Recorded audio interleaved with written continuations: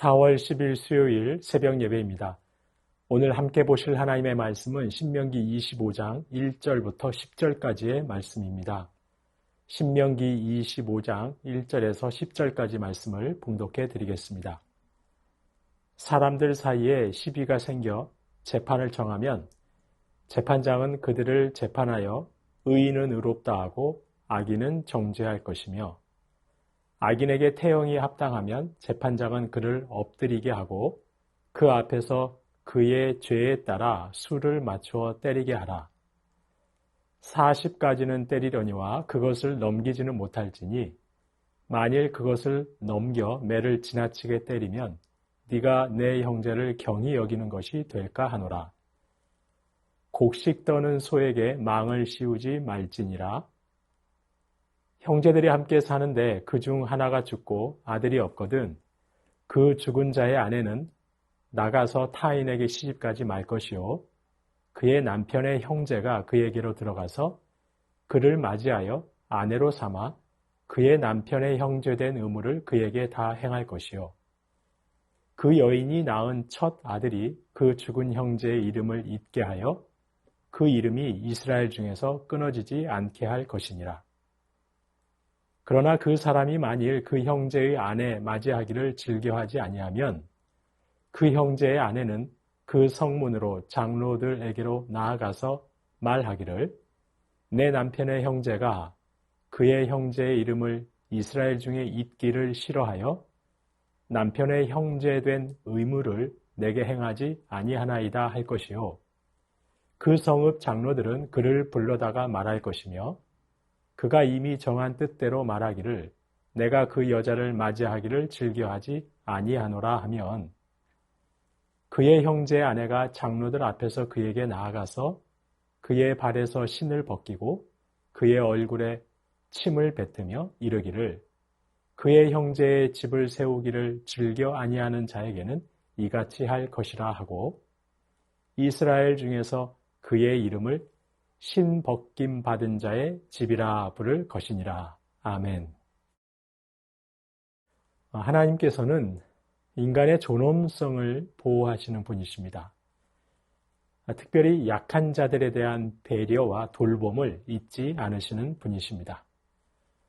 오늘 본문 이스라엘에게 명하시는 말씀에도 이 사실이 잘 드러나 있습니다.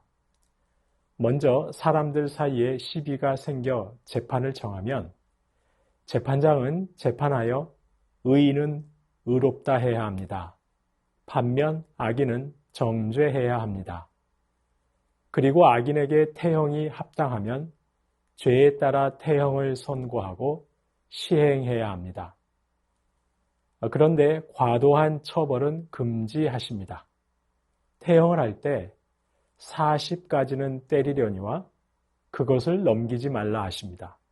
40을 넘기지 못하게 하십니다. 그 이유는 그것을 넘겨 지나치게 때리면 3절 말씀처럼 네가 내 형제를 경히 여기는 것이 될 수 있기 때문입니다. 비록 죄를 범했습니다. 하지만 태형을 하여 경각심을 주는 것이 아니라 모멸감을 주는 학대가 되지 않도록 적절한 제한을 두게 하시는 것입니다.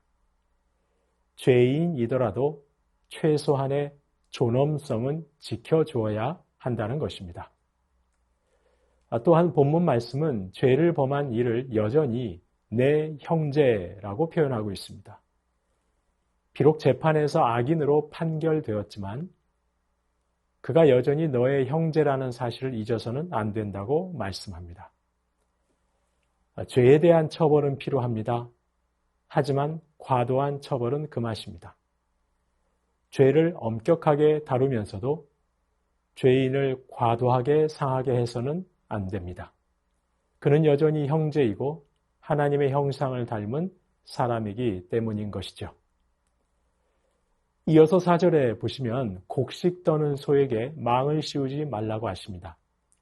고대 사회에서 탈곡을 하다 보면 소가 자기 발 아래에 있는 곡식을 먹기 마련입니다. 주인은 소가 곡식 먹는 것을 방지하기 위해 소의 입에 망을 씌우곤 했습니다. 하지만 하나님께서는 짐승이라고 해서 무자비하게 다루지 말라 하십니다. 학대하지 말라 하십니다. 일하는 소가 마음껏 먹을 수 있도록 그냥 두라고 하십니다. 바로 창조주 하나님께서는 짐승에게도 긍휼을 베푸시고 돌보시는 분입니다. 그래서 안식일에 짐승까지도 쉬도록 법을 제정하셨던 것입니다. 하물며 인생을 향한 하나님의 마음은 어떠시겠습니까? 하나님께서는 일하는 자들의 수고에 정당한 대가를 지불하기 원하십니다. 따라서 저희는 고용되어 일하는 분들이 비인격적인 대우를 받거나 노동에 대한 정당한 대가를 받지 못하는 일이 없도록 주의해야 할 것입니다. 이어지는 5절 이하에서는 죽은 형제에 대한 의무에 대해 말씀하십니다. 형제 중 한 명이 죽었습니다. 결혼해서 살고 있는데 아들도 없이 죽었습니다. 그러면 그 죽은 형제의 아내를 다른 형제가 책임져야 합니다. 형수가 될 수도 있고 제수가 될 수도 있습니다. 홀로 된 형제의 아내를 다른 형제가 책임져야 합니다. 형수나 제수를 취해서 아들을 낳아 주어야 합니다. 그러면 그 아들은 나의 아들이 아니라 죽은 형제의 아들이 됩니다. 그 아들은 죽은 형제의 기업을 물려받을 것입니다. 고대 가부장적인 사회에서 여성의 권리는 형편없었습니다. 더구나 홀로 된 여인은 가장 약한 자였습니다. 하나님께서는 그 약한 자를 보호하라고 하시는 것입니다. 아들도 없이 홀로 된 여인이 어떻게 먹고 살 것인가? 다른 형제들이 책임져 주라는 것입니다. 이 법은 죽은 형제의 아내까지 떠안고 그 사이에서 낳은 자식들이 장성할 때까지 책임져야 하는 아주 부담스러운 법입니다. 그래서 지키기가 쉽지 않았습니다. 가령 룻기 말씀에도 보면 이 의무를 거부하는 자도 있었습니다. 이에 하나님께서 오늘 본문에서 말씀하십니다. 오늘 본문 8절부터 10절까지 말씀 다시 보시면 그 성읍 장로들은 그를 불러다가 말할 것이며 그가 이미 정한 뜻대로 말하기를 내가 그 여자를 맞이하기를 즐겨하지 아니하노라 하면 그의 형제의 아내가 장로들 앞에서 그에게 나아가서 그의 발에서 신을 벗기고 그의 얼굴에 침을 뱉으며 이르기를 그의 형제의 집을 세우기를 즐겨 아니하는 자에게는 이같이 할 것이라 하고 이스라엘 중에서 그의 이름을 신벗김 받은 자의 집이라 부를 것이니라. 수모를 주고 수치를 주라 하십니다. 공동체 안에서 신벗김을 당한 자로 부르리라 하십니다. 수치와 모멸감, 신벗김을 당한 자의 집이라는 사람들의 입에 오르내리는 집안이 되게 하라고 하십니다. 이런 사회적인 모멸감이 두려워서라도 형제된 자의 의무를 다하도록 하시겠다는 것입니다. 약하고 가난한 자를 반드시 돌보라고 하나님께서 아주 강력하게 권고하시는 것입니다. 약한 자를 돌보기 원하시는 하나님의 마음인 것이죠. 죄를 범한 자는 벌을 받아야 합니다. 처벌은 정당합니다. 하지만 과도한 처벌은 부당합니다. 죄는 엄격하게 다루어야 합니다. 하지만 과도하게 형제의 마음을 상하게 하면서까지 처벌하면 안 됩니다. 죄인이라도 사람으로서 존엄성은 보호받아야 합니다. 이것이 하나님의 마음입니다. 누군가에게 고용되어 일하는 분들, 노동을 통해 생계를 유지하는 분들이 정당한 대가를 받아야 합니다. 사람의 기본 권리를 지키는 것이 하나님의 마음입니다. 사회적인 약자들에 대한 배려와 돌봄 역시 하나님의 마음입니다. 교회는 바로 이런 하나님의 마음을 구현하는 공동체입니다. 하나님의 손과 발이 되어서 지금 이곳에 인간의 존엄성을 보호하고 사회적으로 약한 자들을 배려하고 돌보는 하나님의 이 마음이 잘 구현되도록 하는데 교회가 힘써야 하는 것이죠. 우리 새순교회뿐 아니라 주님께서 세우신 교회마다 하나님의 이 마음을 삶의 곳곳에서 구현하는 하나님의 손과 발 되어 사람마다 존중받고 특별히 약한 분들이 배려받고 돌봄받는 하나님 나라 충만하게 임할 수 있기를 주님의 이름으로 축원합니다. 주신 말씀 기억하며 기도하겠습니다. 인간의 존엄성이 보호받고 사회적인 약자들이 배려받고 돌봄받는 하나님의 마음이 더욱 충만하게 이루어지게 하옵소서. 교회가 사회적 약자를 사랑하시는 하나님의 마음을 깊이 깨닫고 그분들을 돕고 책임지는 교회다운 모습을 보여줄 수 있게 하옵소서. 주신 말씀 기억하며 기도하겠습니다.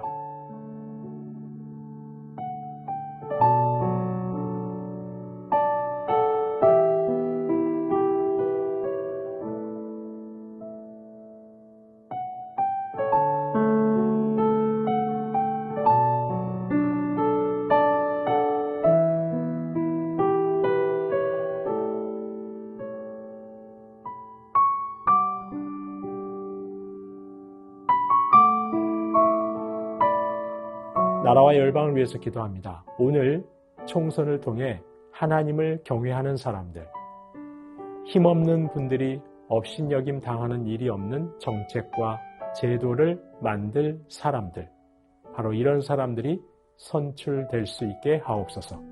전쟁, 자연재해, 정치적 불안 등의 이유로 정든 집을 떠난 난민들과 경제적 어려움으로 고통을 겪고 있는 열방에 하나님의 도우심과 평화가 임하게 하옵소서. 나라와 열방을 위해서 기도하겠습니다.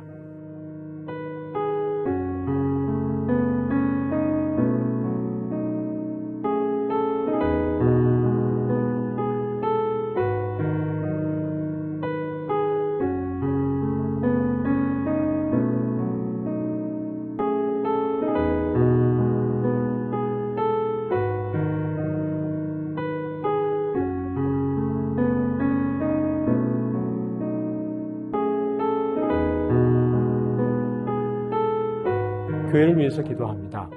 에덴을 향해 걷는 신실한 성도, 참된 예배자로 살아가는 새순의 모든 성도님들 다 되게 하옵소서. 5월 온 가족 축제를 위해 모든 성도가 함께 기도하며 준비하게 하옵소서. 목요 전도팀, 토요 전도팀에게 복음의 능력으로 함께 하시고 교구 순장님들과 교사 순장님들에게는 성령 충만함으로 함께 하옵소서. 믿지 않는 가족들 속히 구원하여 주시옵소서. 교회를 위해서 기도하시겠습니다.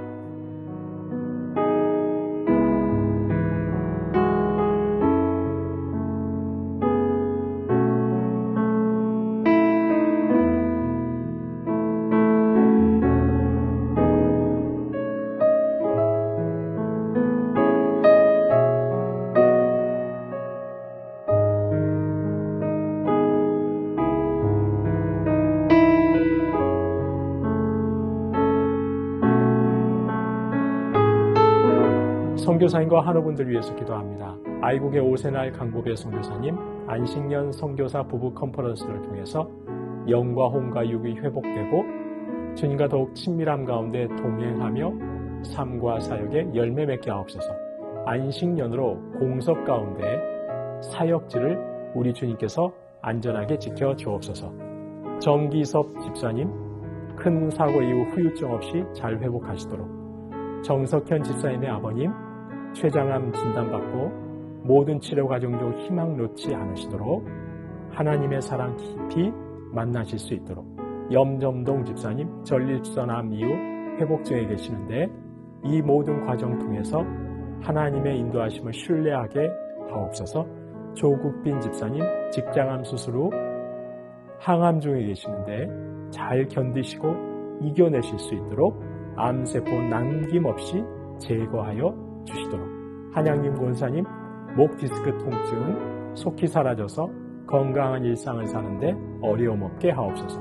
최기숙 집사님, 유방암으로 항암 중에 있고 이제 4월 25일에 수술 예정이십니다. 항암과 수술하는 모든 과정 속에서 하나님 역사하셔서 깨끗하게 치료하여 주옵소서.